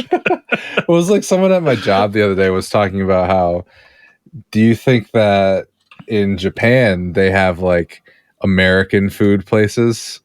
And it's they got to walk in and they get their bacon cheeseburger loaded with nacho cheese or something weird like that. It's like, oh, how do you use a fork and knife? You know, that kind of thing. Yeah, all the novelty that we have, but just reversed. Right, exactly. Yeah. It's like, oh, my my French fries don't have enough salt. I don't know how I feel about this. I love the idea, and I hope that it's the case, having not been out of the country. I love the idea that America is this weird, like, there's just a bunch of different places that you go, and you're like, I don't really know what this is or how it works, but I'm going to do it. Well, I hope that everywhere has that. I imagine that it does. But I hope everywhere has it, because it's just it's a cool part of life to be like, I live my normal everyday life, but I want to have the experience of being able to go somewhere that's a little odd and different to my everyday life and learn something new, learn how to, I'm not big on sushi, but I've been working on trying to get to where I find some form of sushi that I like. And I kind of got to a point where I can eat it. Very specific ones. Yeah. But there's a coolness to it. We have a place my wife loves because she loves, all forms of Asian food. It's Fuji's. It's like Japanese style food, but they have a pretty broad menu. Like it's focused on Japan, but you can still get like Chinese food to a degree and certain Korean barbecues and stuff like that as well. And She loves it, and up until recently, I used to not go with her because I'm not that big on it. But I went to lunch with Saul one day there just to do it, and I was like, "This is actually one of the best places like this I've had." So it's fun. It's a different time. Yeah, it reminds me of the article I was reading. I think I would have told you about it, where you know how in America we have weebs. We have the weeb. In Japan, supposedly they have that, but it's cowboys. Oh, yes. It's like Japanese people in the cowboy hats and the boots. Like, it's awesome. Yeah, that's awesome. Carrying around a lasso or some shit. It's funny because it's as inaccurate to my view of America and how my life is as most weebs probably think the actual Japanese lifestyle is. Well, it's like, because you're looking at like microcosms of how these people act, and you're building up an entire personality off of this one thing that you think defines a country. Like people who are like, anime defines Japan. Dude, there's so much more going on in Japan than anime. But you're hyper focused on this aspect. So it's like for the people in Japan who are like, yeah, America, cowboys. I mean, true. There are cowboys in America. There are. There definitely were. And there is. Well, there's they still exist. Yeah. You see a real one every now and then. You're like, that's a real dude right there. He's probably got tuberculosis. Yep. He's got the consumption. Got the cough. But yeah, I love that. I mean, it's a funny thing, and it's like for people who view stuff like that offensive. Like I'm sure that there's someone out there that thinks like the way that weebs look at the Japanese culture as offensive. I don't think it's meant to be offensive. They clearly like the thing. They just have a very incomplete view of the territory as a nature of not being there. Yeah. We don't live in Japan. We don't really know what it's like. We have outside media that can tell us as much as they possibly can about the way that it is over there. You know, like if I'm being honest, I was watching sitcoms the other day and I was like, if I didn't live in America, my current view in America would probably be that we're all just whores. Everyone in America is just whores that sleep around constantly. But also insanely prude. Yes, yeah, because that's what TV shows tell you. And like we use it as a joke because we know it's not real. It's just it's punching fun at little things that certain people view. But if you were outside looking in and you had zero context about why we thought that was funny, you'd be like, oh, they think it's funny because it's actually their life. Yeah. I don't know. Online makes that so much easier to kind of help get a little bit better of a picture, but it's still an interesting thing to see how different countries view citizens of those countries or of different countries. I just love that someone had the idea of being like, I guarantee, I made the Independence Day joke. I guarantee that someone watched Independence Day when it came out in 97? Yeah. And then was like, guys, we have a chance to make a game right now. We're gonna look at what we got from Independence Day, and we're gonna look at that view of America, and we're gonna make a game about mechs in the same vein. It sounds like what you're saying is that I should buy Metal Wolf Chaos, and we should do the return of spoiler chats with Metal Wolf Chaos XD. Can you play it on computer? Because otherwise, I have no way to play it if it's only available. Oh, it's on PS5. Oh yeah, then go for it. My bad. Okay, I didn't realize it came back around. Go ahead, let's do it. I hope that there's a presidential speech with the garbage 2001, 2002, 3, whatever it be, voice acting, where they're trying to give a mimicking moment of the president's speech in Independence Day. If there's a guy who looks even remotely like Will Smith in that game, it's done. That game is just Independence Day with mechs. that's my new thing I'm curious about. I'm gonna keep going while you apparently go buy Metal Wolf Chaos, baby. Yeah. Next thing up, this has been a point of controversy to some degree as well. Gran Turismo 7's microtransactions have been a hot topic on social media the past few days as the new release's pricing structure for currency bought through the PS Store has shifted dramatically from that of GT Sport. This currency is used in-game to purchase cars that you'd like. And as always, that currency is earned in game. But like sport, you can buy that currency through the PS Store. Where this kind of comes into play is that people have issues that there are cars that currency-wise, if you wanted to buy the currency in order to get them. What would have cost roughly $6 to get the equivalent amount of currency in Gran Turismo Sport takes roughly $40 in credits should you choose to want to skip any form of grind or natural progression and just outright buy the credits. Now, Chris, before I say anything, I'm curious, because you're not really invested in Gran Turismo. Like, I'm going to get it. Are you going to play it just because you'll have access to it, or do you even care? You're muted. Yes, I will definitely play it. Apologies. Okay. It's okay. What are your thoughts on this? My thoughts are complicated because I think this is egregious, and I also do not care because from everything I was reading, the grind is not affected. The grind is balanced. So this is literally just, I don't want to grind for the car. I'm going to spend the money. And at that point, I don't care. Yeah, $40 is a lot. Don't buy it. Don't buy it. Like, who cares? Yeah. See, this is my thing of, and this is why I want to be important with the way, or kind of specific with the way that I address this from my potential, or personal rather, feelings on it. You remember, I've talked about it on the show, I've talked about it with you plenty in person as we've had conversations, that I thought the pricing for items in Halo were quite high. And I felt like they did need to come down, and they did eventually bring them down. They're still too high for me, and I don't have that. Definitely now, I'm glad I didn't spend any money because I have not played Halo at all. I still think it's a good game, but I've not played it. So, point being. But I would have been a lot more willing had the price been low. Now, that's my own personal valuation of what's a low enough price to want to dip in and give extra support to the developers, while not also supporting what I view as a bad practice. You know, for me, I think it's bad practice for the developers to think that a $17 set of armor is okay when that's the only way you can get it.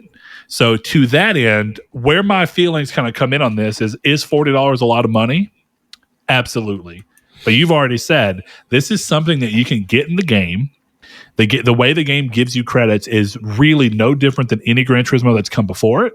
Therefore, they did not affect the way that the game gives you this currency so that they could therefore give you more motivation to want to buy it outright, like Assassin's Creed games did with Odyssey, where they cut the experience rate by roughly half so that you would want to go in and buy the double experience rate for $10 so you could play the game normally. That stuff doesn't appear to be happening here. No. And it's literally like you said, this is for the person who wants to jump into the game and goes, I already want to be driving this car that are legacy vehicles, and I want to spend $40 so I can go ahead and get it and immediately start doing sport style races. And I don't really see that as a problem because, like you said, if you want the cars, do what you've always done in Gran Turismo and just play the game and get the credits to buy them with the very normal, rate of credit accrual. Or if you just want to come into the game and drive the exact car that you want to do the exact type of races that you want, spend the $40. I don't care. Yep. It's the fact that there is options here that make me not really care. And the options are not so unbalanced. You're like, well, you have the option to earn it in game. It makes me think of like Warframe. Have you played Warframe at all? Very little. Okay, so Warframe's thing is every single thing you can buy in the game, you can also get for free in the game. And that's pretty much literally everything. You can buy skips to make building weapons faster, or you can just wait for 48 hours until the thing is built. I don't care, but in Warframe, it takes way longer for you to earn these things or get the things as it would if you just decided to outright buy them. That doesn't seem to be the case here, but Gran Turismo 7 is not a free-to-play game, and Warframe is. So in context, the level of outrage I have towards them adjust accordingly. I don't really care that it takes that long in Warframe because it's a free-to-play game, and at least they're giving an option to get it for free. You can literally play that game without ever spending a dime. You know, if Gran Turismo 7 had all the same things, but it was free to play, but it took forever to build enough credits to get a car, then again, it feels balanced. But if it took forever to get a car, but you paid $60 for it, and then it was still way off on your credit accrual, then I care. But that's not what's happening. So this just seems like the Twitter sphere and the online sphere is just kind of blowing up over something that they're not going to even care about in a week. Kind of like I talked about with Elden Ring. This feels like pop up and then it's going to fizzle out. So here's an example. Maybe this is a bad example, but this is how it clicks in my head, right? I'm trying to lose weight. This would be like me going to a plastic surgeon and being like, how much is liposuction? That's too expensive. It's like, okay. So then the doctor looks at me and goes, all right, then my guy, go to the gym. Like, Just lose the weight, homie. You got this. Like, it's not, the pricing this is the pricing is egregious, but it's not. It's a shortcut, exactly. And yeah, compared to GT Sport, like sure, it sounds like garbage, and I would be kind of upset too. But at the same time, it's like, listen, you don't need to do this. Play the game, play it. Just play it right. I will say, if your first foray, like if you bit your teeth into Gran Turismo Sport as your first real Gran Turismo thing, I can understand how this feels jarring. Sure, but the reality of it is that there were 6 Gran Turismos before this that always worked this exact same way, and now they've just given a secondary option to skip if you really want to do it, and now it's egregious. Not really, no. You know. That's my feel on it. Yes, it's expensive, but there's really nothing pushing you to buy that unless you just want to be lazy. I actually really liked your liposuction. That's a perfect thing. Like, bro, but what do you mean it's $4,000 or what do you mean it's $1,000? I don't actually know how much liposuction is at all. Neither do I. But regardless, going to the gym and losing weight is significantly cheaper and probably healthier and more rewarding than getting liposuction. But if you want liposuction, big homie, I don't mind it being there as an option. Exactly. I'll never pay for it, but I mean... That's exactly it. If I really want to play with a freaking, I don't know, a Batmobile in Gran Turismo, and it's a $40 buy, that's a decision I have to make on my own time. Definitely when you could just play the game and earn the credits to buy the Batmobile. Exactly. So, oh no, you get rewarded for playing the game and getting better at it? Oh no. Egregious microtransaction. What's more funny to me is that there's going to be someone, I guarantee you, who buys Gran Turismo. This is one of their first times even doing it. They buy $40 worth of credits to buy this car that they want, and then they suck anyway because the game is about knowing what you're doing. Well, and for the record, they are very high prices. You're not going to see me be like, no, these are totally normal, fine prices. But again, go to the gym. You know what's more interesting about this is that the cars in question here that people are really looking at, I would imagine, from what I've looked at, it looks like it's typically the legacy vehicles. And in this game, there's the thing in real life is called Haggard pricing, where they go through and based on how the market shifts for them, the value for these cars changes. Mm-hmm. In Gran Turismo 7, the legacy cars price changes in game in real time based off of the actual real life market. So if the real life market says this legacy vehicle is this much more or this much less because of supply and demand, the in-game thing does that. So a car that could have cost you $40 a week ago may double up to, hey, now it's an $80 credit, if you wanted to buy the equivalent in credits because this car has gotten really big on the market lately. Or you could spend $40 to shortcut through to a car that in 2 weeks ends up dropping down to $30 worth of credits or $20 worth of credits. You know what I mean? Mm-hmm. So it's very interesting. I think it's fine because if you're playing the game and you're not spending the money, you have no reason to be mad. You're like, oh, I'm just earning credits. Okay, I've earned enough credits. Oh, look, by the time I earned enough credits, the car went on sale and it's 3 billion less credits than what I had, or than what it was. So we'll see. Moving on. Some PlayStation fans are wondering if a recent discovery of, quote, prototype video game consoles, end quote, shipped from Sony's London headquarters to Virginia back in November of last year is evidence of a PS5 Pro.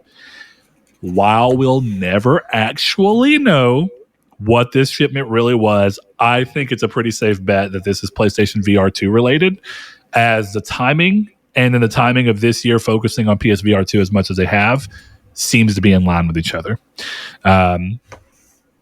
But we'll see in the long run if a PS5 Pro ever does come, which leads to the question, Chris.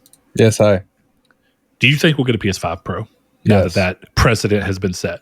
Yeah. What do you think will be the biggest difference? Like last time the PS4 Pro was like 4K gaming. That they don't have that now, unless they want to say that this is native 4K across the board with 60 frames per second. That might actually be it. It might be that the graphics card is pushed up just enough to where it's like, you know how all you who love performance mode love the 60 frames per second? Now you get that with native 4K, homie. Do you think that's the push? Yeah, I think it's locked 60 4K. That's what I would say if I was to guess. Man, lock 64K though, even on a PC right now, is hard. It's hard and it's very expensive. I'd be really curious to see how they actually pull that off. Because the trick with PS4 Pro is like you have checkerboard rendering that can get you to a 4K, as I like to call it, but it's not real, And you can see like good examples, like when I was showing you 60 frames per second Horizon for that little stint.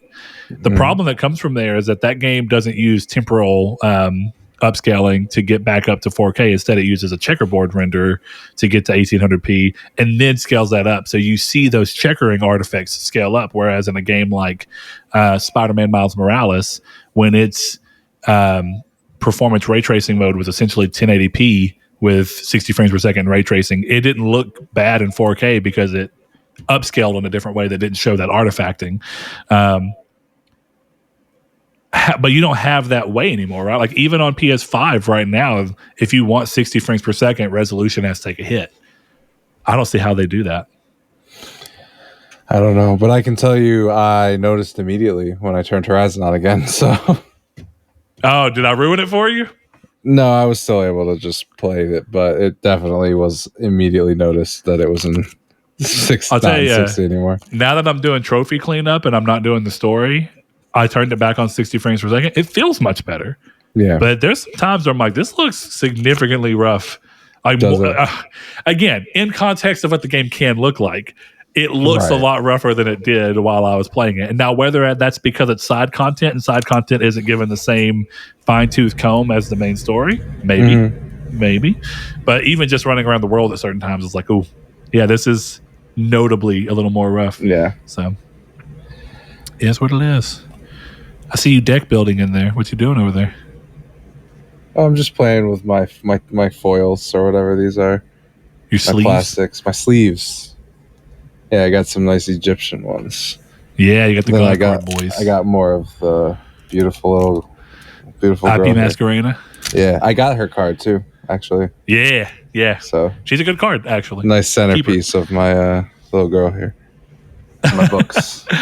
All right, let's see. Next thing up and last thing, PlayStation Productions have finally found a partner in the long-revealed Twisted Metal adaptation that stars Anthony Mackie. The show will be coming. Yeah, the show will be coming to NBC's streaming service Peacock and is being described by Sony Pictures Television Studios' Jeff Frost as, quote, high-action comedy, end quote. Before I go any further, I don't get that billing. I don't get how you promote Twisted Metal that way unless they're going to do a big change to Twisted Metal. So I'm very curious to see how this ends up. Yeah, it's hard because I think this movie will be probably pretty good, but I don't know. I'm not a big Anthony Mackie guy, so I don't mind him. That's actually not really a problem, though. I do, now that this is for sure happening, but again, they're calling it a comedy now, which makes me kind of go like, what do they mean by that? What do they mean by comedy? What about Twisted Metal, definitely at its most popular iterations? What about Twisted Metal is real comedy? If, at the most, it's like black comedy, where it's very dark, and it's like a twist of words and stuff, but that's more of when Calypso grants the wishes and they're never quite what you think they're going to be. But I would, if you actually told me, like, what's a tone that you think Twisted Metal would have, I think a surrealistic darkness would be what I would call it. Like, it's dark, but it's not like overtly realistic. It's still surreal, but it has a dark tone to it. And I don't know. Twisted Metal Black is arguably the most popular Twisted Metal. Sold the most, all that. I would have thought that that's what you look at. That's your blueprint for tone. And that was among the most serious toned and dark of the iterations. So that seems weird. Either way, there's no planned release window or additional casting announced at this particular time, but those will, of course, come in due time. My real question here, outside of it being billed as comedy, is I find it really interesting that this show has been talked about for more than a year at this point, and that it's been looking for someone to partner and be the distributor for this, and give the funding. Since it's been initially talked about and announced, it's never actually been fully announced as an in works, the greenlit series. Now it is. This comes after Uncharted releases and finds actual success. Do you think that this partnership kind of was reliant on whether Uncharted was a good performer or not, because they needed to see if PlayStation Productions was actually going to be able to tap into what they think they were going to tap into? I think it depends. I mean, I don't know, because Uncharted was greenlit like 35 years ago, so it's hard. It's a hard question. It really wasn't, though. They kept not, it's been talked about and cast, much like what's happening here, right? There's a script, there's people that are working on it, and there's a cast, at least one person cast, right? Your head star with Mark Wahlberg back in the 2008, 9, whatever it was, they first announced the Uncharted idea of it becoming a movie. But it never really went anywhere because nobody ever picked it up, is one of the things. True. That was a big deal. It never got picked up. Nobody ever actually believed in it enough to do anything. Now it happened. So this is really the first time that PlayStation Productions has put anything out that had real weight behind it. You could look at they made Ratchet and Clank, but Ratchet and Clank really wasn't a show of that. So this is the first real look at is Sony's thought process that the gaming industry and the gaming IPs can transfer over and actually be successful work. And then Uncharted shows that despite critics' opinions on the movie, the fan opinion and turnout to the theaters has been higher than I think anybody, definitely me, anticipated. Yeah, I don't know. I think for all the things people say about Tom Holland, he was always going to be a driver for people coming butts into and seats, man. Exactly. People were going to sit in those seats for that beautiful boy. Yeah. I've been really interested to see in the mindset of this, that how well Uncharted has been received, and that for the most part, people who already liked Uncharted and expect something of the IP enjoyed it. I did as well. But with the caveat that whoever wrote that movie does not understand the character of Victor Sullivan at all. Yeah, I've heard that's. And what I'm I've glad. Heard.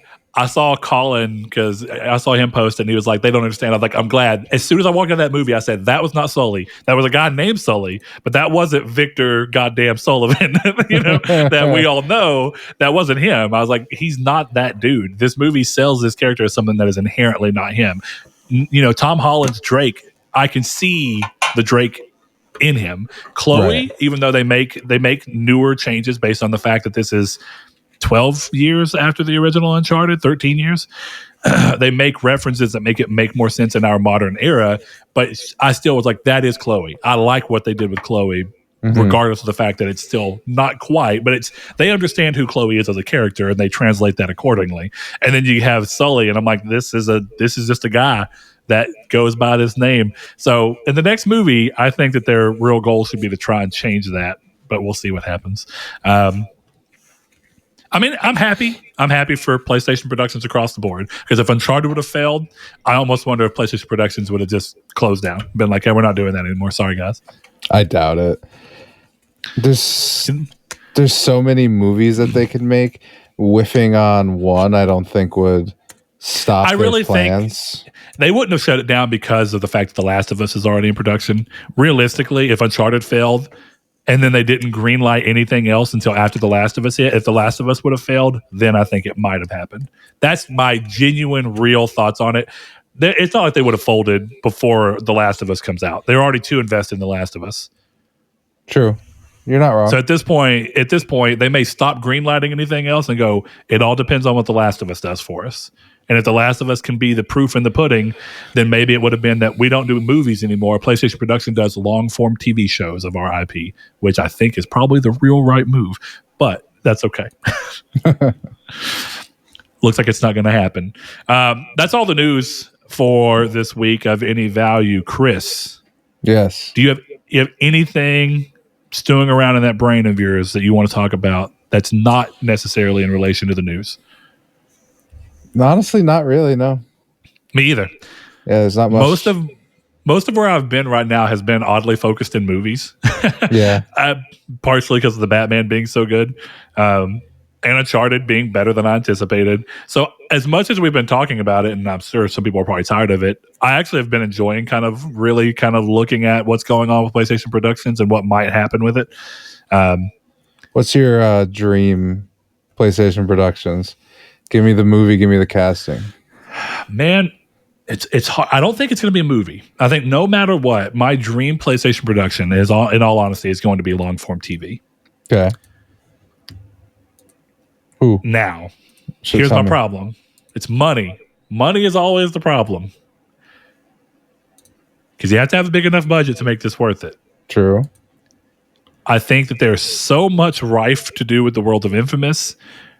And Infamous is just realistic enough and really looks at itself in that way typically that I would love to see that explored.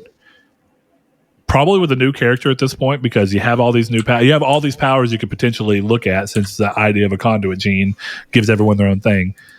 But my worry, and I say this as somebody, I give you preload because I think that you like them far more than I do. All of the CW superhero shows make me not want this because of the fact that I think all of those are so terribly done in terms of the actual production quality. How well they're written and how well the characters work out is completely out of my mind. I can't visually watch those because they look god-awful. And that's kind of where my disconnect happens. So I don't know. I don't disagree, but I don't agree either. Who would you cast for your Infamous show? Tom Holland.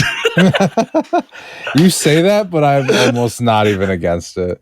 No joke. I think Tom Holland would have. If they were like, hey, we're doing a new Infamous show with Tom Holland, first of all, that's an even closer pull to the Spider-Man of it all. That might be why they don't do it, though, to be fair. Yeah. No, really thinking about people that are going on right now, I think Timothy Chalamet, or however you say his name, I think he would be interesting. Chalamet, is that how it's said? Shamchan, yeah. Sure, that guy. Dune Man. Dune boy. I really liked his performance in Dune. I think it was nuanced enough to give you what you need from something that's trying to look at the moral gray area like Infamous, when it was good, did. I mean, I love Second Son for reasons that don't have to do with the way that the story plays out. But Infamous at its best is all about looking at the moral gray areas and how you determine what's truly good and bad. And I think that can make a great TV show. And I think you see that to a degree, right? Like you see shows already pulling that off to a degree, like The Boys. I think if you look at it and you make a gritty show, like for all my hate against the CW shows, if PlayStation Productions was like, we want to make it gritty and realistic and good effects like The Boys, and then explore our power sets within what people who are swinging towards the more evil side of this gray area and the more good side of this gray area and what they do, The Boys might be the closest to that, honestly. I can see that. But yeah, I think Infamous is really, I think Infamous is just ripe with possibility, as most superhero things are. True. Relating to Infamous, I was wondering to myself the other day, Sony's deep in with Marvel, right? Do you think that they make Infamous a Marvel character and cross him over with the MCU? Not the MCU, but like I guess ICU we'll go with, or IGU, Insomniac Games Universe. Oh, because Wolverine and Spider-Man are in the same universe. Yep. So those. Look, all I'm going to say right now is if that Sony and everybody found a reason to make it work, I see no reason that you could not pull off Cole or a new character. But here's the thing. This is the real thing. If it's not Cole or Delson, if we're just being honest, or Abigail Fetch from Second Light, First Light rather, I don't know that you'd even need to call it anything in relation, right, to that. Because if we're being honest, as much as I love the conduit thing, the conduit is just the idea of the X-Men's mutant gene, but that it has to be activated by a certain event. It has to be activated by some kind of power thing that goes off and gives you this power. And it's something that lays dormant in people until that happens. So in that sense, I don't know if it's not going to be an existing Infamous character, what is the value of saying that this is even Infamous? You know what I mean? If they're just going to bring in a new character, then he's just a mutant. He's not somebody with a conduit gene, because the conduit genes are just mutants. So then it's like, why don't you just let it be X-Men? And Wolverine's already that. Now, if you get ballsy and you decide to take a little liberty and you decide to say that conduits and mutants are both mutants have an active version of the conduit gene that manifests itself without anything, and then the conduit gene is one that has to be activated through some kind of physical trauma or something, and you put them together, and then you have it to where Cole is a new member of the X-Men.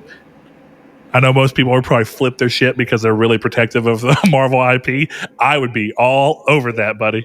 I'd be super in. Replace Storm. Throw me in a Cole. That's what you got to be careful, because people like Storm. I know that. I don't, but I know they do. I don't care for her, but I don't know. I was definitely thinking about that, because I was like, that'd be kind of cool if it's like, okay, Infamous is a Marvel character now. Even if you did the thing of like, Sony wants to be like, hey, we want to work with Marvel Comics to do an Infamous comic. It's like, okay, well, they're in that's now a Marvel character in some sort of way, so could be cool. Yeah. See, my thing in times, and going back to what I was just talking about there, right, with this idea of like, how do you introduce Cole? If you have a Wolverine, right? If you have a Wolverine trailer going on, and then Wolverine, depending on how they do it, if Wolverine actually tries to bother itself with the X-Men at all, or if it tries to be very focused on just Wolverine as an individual first, would be the big thing. But eventually, you remember the God of War trailer, right? Yeah. When they first showed off God of War 2018, and no one knew what it was. You see this little boy in this funeral pyre, and you're looking at it like, what's going on? And then you see a big silhouette crack open the door, and you hear a voice, and you're like, is that Kratos? And then it is Kratos. That's what that's what I'd be looking for. You have a silhouette of somebody walk through a door, and then you see like his weapon from Infamous 2. I can't think of what it's called right now. What is it called? His weapon? Yeah, in Infamous 2. Zeke names it whenever he gives it to him. It's a cattle prod. I mean, basically, but Zeke gives it a name. Hold on. Oh, I don't know. Cole's weapon in Infamous 2. I gotta know. It's gonna kill me if I don't. I got to know. The amp. It's the amp. Yeah.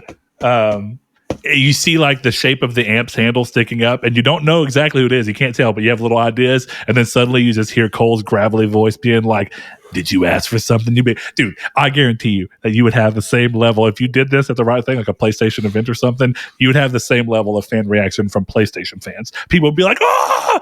It would be amazing. The room would be electric, pun intended. I think so. I think they'll bring back. Well, I guess that means that we can go into the fact that right now there is a rumor that you sent to me. A rumor that there is not only a new Infamous game in development, rumor, but also a new Sly Cooper, correct? Correctamundo. Well, correct that that's the rumor, not correct that that's actually what's happening. We'll wait and see. Exactly.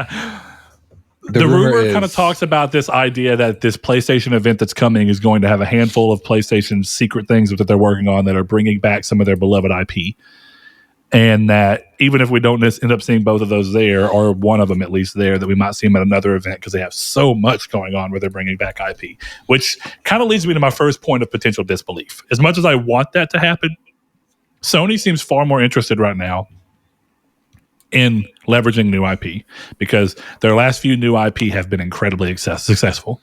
Mm-hmm. Horizon, incredibly successful. Days Gone is probably the one that, for whatever reason, is looked at differently. But Horizon, 20 million units. Ghost of Tsushima hitting 8 million and probably going to go on to break 10 million. And already getting its own show. Horizon getting a VR game. They're looking at getting new IP that can strike, hit hot with the first game, and then continue on. They don't want to do the first game wasn't as beloved, but the second game suddenly got there. Like Uncharted 1 is not the game that got everyone diehard Uncharted fans. Uncharted 2 is what got everyone to be diehard Uncharted fans, for being realistic. So they don't really seem like they're into that anymore. So I don't know, because Infamous was never that mass success, right? It was always kind of this more smaller niche classic that everyone loved who played it. So I don't know. And the last Sly Cooper game sold like less than 1 million, if I remember correctly. And I loved it. I thought it was a great game. I mean, it had a couple of issues with the world at large with it, but it had a lot of great ideas and mostly executed them well. So I have a hard time believing it. I'm not a huge Sly fan, but I do like Infamous a lot. So if there's one they're going to bring Sucker back, Punch, I hope though. it's Infamous. What does that mean? Like, why are both of the rumored games Sucker Punch IP? Because I think Infamous, the fact that they dropped Infamous is insane, because this is the time to do freaking superheroes. Here's the thing. I don't think Sony dropped Infamous, but clearly Sucker Punch is like, we want to break. And I don't blame them. 3 games and 2 DLCs is a lot of Infamous. It is. But I'm really surprised. And I appreciate it, though, too, that Sony wasn't like, we're going to immediately give your IP to someone else. Sony seems to have a lot of care for, like, well, we want, if we decide we want a new game and someone brings a pitch, we kind of want the blessing of the original developer. Mm-hmm. So to that end, the question is if a new Infamous is in works and it's not a remake of 1 or 2, which that's a different ballpark, because a remake can be done by anybody as long as they understand how to do a remake. But if it's a new Infamous, it's going to be someone who understands what makes people like Infamous. And I don't know. Because clearly they thought they had found that with Sanzaru Games and Sly 4, and it did not translate to sales. Yeah. Well, I just don't think, I don't know. I think as much as hardcore Sony people like Sly, I don't think it's that important of his character, personally. I don't, in terms of important, I mean, I love him. I think that those games are fantastic. Two is honestly my favorite one. 2 is such a good game. Mm-hmm. 3 is still great, and 4 has really great moments as well. I think 3 and 4 are pretty tied for me personally. 1's a great game that has a very different idea, much like Infamous 2 and Infamous 1. It's like that they jumped to 2 for those each respective series. Things changed a lot, and they really found the core of what they wanted those games to be. But across the board, as much as it pains me to say, I don't think Cole's that important of a character. Delson is incredibly less important of a character. Mm-hmm. Delson's one of the worst characters I've ever had in the game. I cannot believe they went from Cole, who is a great character who didn't get as much recognition as they may have hoped, to Delson, who got more recognition but was across the board worst character in every aspect. I don't know. I don't know. Yeah. I guess, look, let's leave the community's take. What is, if this is true, if this rumor has any form of truth to it at all, that Sony is really interested in bringing back certain legacy IP, what is the single IP that you hope they actually are doing this for? Infamous. Unless you can think of a better one, but I think that that's a good one. And I'll tell you, top of my list that truly has a chance of happening is probably Infamous. The order's there, but I don't know who you give the order to. That's the problem. Do you ask Reddit? Do you ask Facebook if or Meta if Ready at Dawn can take 2 years? I really wonder, would Facebook go for it? Maybe. If Ready at Dawn has enough teams and they're like, hey, look, we just want to contract your team out to make this game. I wonder if Facebook would. Or Meta, I think they would try. They would, whether Sony is willing to pay for that. Exactly. Whether Sony wants to do it or not is a very different question. But people have been talking about that for a while, right? Like, well, Ready at Dawn got bought up. I do agree that Ready at Dawn's clear care for the world they built matters, and I don't know if that's going to be picked up and treated the same by another developer, though that fresh burst of air actually might do wonders for it. But across the board, I still don't know who I'd really trust to give it to. I think everyone would say Naughty Dog, but I don't know. I don't think so. And Naughty Dog clearly is so caught up in other things that I almost think Naughty Dog might consider it like a hit to them that they were asked to do. I was going to say, I think they would be insulted by that insinuation. I don't know though, because Naughty Dog was very impressed with The Order. And when you actually like talk about like the developers, talking with developers and Neil talking to Rue Rosario, or whatever his name is, who's studio head for them, from a sheer studio level and what they wanted to do and inspiration and stuff, Naughty Dog was clearly an inspiring factor, and then they went further from that. So I could see it, but I don't think that the studio heads necessarily, I don't think Neil would be like, this is an insult. Maybe some of the employees might. I don't know. It just depends. In the long run, we will see. You're still muted, by the way. Just letting you know that. I'm back. I've been here. You had to puff that stuff, didn't you? I did, yes. Had to rip that dip. Rip that dip. Yeah. Hold on. What are those little candies called that you dip into the pouty? Like, is it a rip and dip? Are you talking about Dippin' Dots? No, it's like a powder. It's like sugar, and they give you a sugar stick that looks like a tongue depressor, and you lick it and you stick it. I know what you're talking about, but is it called a rip and dip? It might be a dipstick. Okay, hold on. Oh no, hold on. Rip and Dip is that shirt company that has the cat that's always flipping people off. You can buy it at Zoomies. It's like regardless. Now, hold on. Candy stick you dip into sugar. I gotta know. Fun Dip. Wonka Fun Dip. You have to rip the top though. Those should have been called Rip and Dip. That'd have been really good.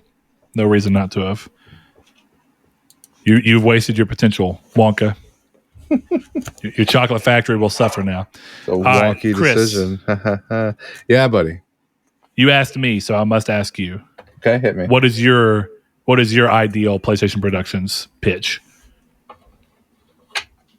I think PlayStation's got this really cool character they just put out a game with in 2018. Spider-Man. I hate you. Dude, if the next Spider-Man movie says PlayStation Productions, I'm gonna laugh so hard. I don't think it will. It won't, but that would be funny. It won't, but no. Unless the next Spider-Man movie is a live action adaptation of the Spider-Man from the Insomniac games. But I think that they'd be fools to do that, if I'm being honest. No, it's hard because if you look at just exclusives, I feel like there's not much anymore. But I wonder if PlayStation Productions would be like, okay, we really want to make a Grand Theft Auto movie. Or we really want to do an Alpha Protocol spy thriller. Not that they would, because that's an Obsidian IP, but also if they wanted to do that, if they really want to do a spy thriller, they have Siphon Filter. If they just want to dig into their own IP. Well, there you go. Then they should make a Siphon Filter game. That would be sick. Or a movie. Yeah. Sorry. But you know what would be a really great one? How about a Days Gone, Sons of Anarchy type show in the zombie apocalypse? Why not lean into it, right? I mean, if you're going to be like, because like that's what Uncharted is. If you're going to make an Uncharted movie, when Uncharted is clearly inspired by Indiana Jones, right? Then why not just say, hey, yeah, we were clearly inspired by Sons of Anarchy. We want to make a TV show just like that. That's just, I mean, if you're not going to use the IP for the gaming world, might as well at least see what happens on the screen. Yeah. Or just give it to CD Projekt Red so somebody can make the goddamn sequel. Just do it. That's kind of, or just buy CD Projekt Red and be like, so, and then let them do it. I know you wanted to buy Days Gone, but how about we buy you and let you use it? Here's the problem with that, though. Spending more money to still let somebody make a game you didn't even want banned one of your cheapest studios to make. it's probably not going to happen. Well, if we're being honest, if we're looking at would you buy that studio, you'd buy it for not that specific thing, but you'd buy it for Witcher and Cyberpunk and apparently some expertise on making the buggiest games of all time. Well, to be fair, that and Days Gone, I've got a lot in problem from a lot in common from those early days. Touche. Yeah, I'll give you that. You know, in really thinking about it, as much as Infamous is there, if you gave me a sci-fi movie that decided to actually push in. I think that you could do a Resistance movie that's Edge of Tomorrow styled out and have a sick movie. Oh, see, Killzone. Well, that's what I'm about to say. If not Resistance, Killzone. But Killzone's the human on human element of it. Whereas if you want that more Edge of Tomorrow alien aspect, where it's like it's dark and gritty, but it's human survival against something else, Resistance really fits that. Killzone, I think, being so dark as it is, could make a really gritty war movie. And just be realistic with it, but also have it be like, we're on another planet. We're dealing with the rough conditions of this planet. What's that movie, Fury, that has Shia LaBeouf and Brad Pitt and everything? Give me that style of like gritty and real and dark and looking in at what's happening in a war, and do that with Killzone 2 on like, give me more of the war on Helghast, like the war on that actual planet on Helgen. And just show me, like, what happens when you have these soldiers having to do this. I think that'd be sick. I would watch it. I don't know. If you're not, again, I think if you want to look at, if you don't want to make new games for certain IP, at what point is it not like, well, at least let's just use the IP because we own them to explore TV shows, which could be significantly cheaper. If you don't want to make a 200 million Killzone, fine. Can you make a 50 million Killzone series? Yeah, maybe. Definitely could try. Maybe. I would be into it. I would imagine that the return of investment's a lot lower. The risk of it is a lot lower. So who knows? We'll see. Anyway, Chris, I think you about ready to wrap the show up from that? Yeah, I'm good. All right, man. Enjoy the Batman. I look forward to hearing. Look forward to hearing from you when you leave the theater. I hope that I get even a remotely similar reaction to what I gave you guys. Yeah, you were hyped. I was so hyped. We'll do a impromptu midweek or something. No, I'm just kidding, but we'll figure it out. Anyway, Chris, thanks for joining me. Saul will be back next week, everybody, or at least he should be. So as always, if you want to be part of the community's take sections and answer with what is your one PlayStation IP you want to come back from the grave, if they really are doing this, then you can follow us on social media and answer there. We're on Twitter at Triangle SQRD. We're on Facebook in a group called Triangle Squared, a PlayStation podcast. If you ask to be entered into there, we will gladly accept you in. Or you can always go to the Discord, which is linked in the description below. There is a communities take section where the question will be asked and you can answer it. And then there's a communities take discussion area as well, where you can discuss your thoughts with other listeners. We look forward to seeing everyone's answers. And if anybody new wants to come into any of those avenues, we look forward to hearing from you there. You can find the show if you're listening to it. You can also watch it on YouTube every week. Or if you're watching and would prefer to listen to it, you can find us on all podcast services. So share us with your friends. Let people know what you like about the show. Let us know what you like about the show. Give us a review if you're on a service that will let you review. Let people know if the show is good, bad, worth their time, or just downright ugly. But until next week, this has been episode 251. Thanks, guys. And as always, we want to shout out our patrons who allow us to do this show without having to dig into our own pockets. If you want to become one of those, head over to patreon.com/nartech and consider giving as little as $1 per month so that you can support the show with more than just your time, which we were always so grateful for.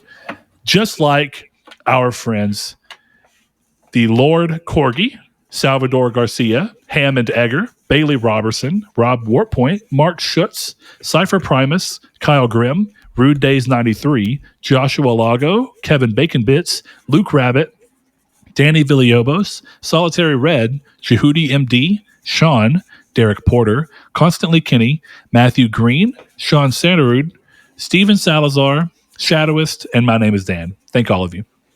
Thanks. Goodbye.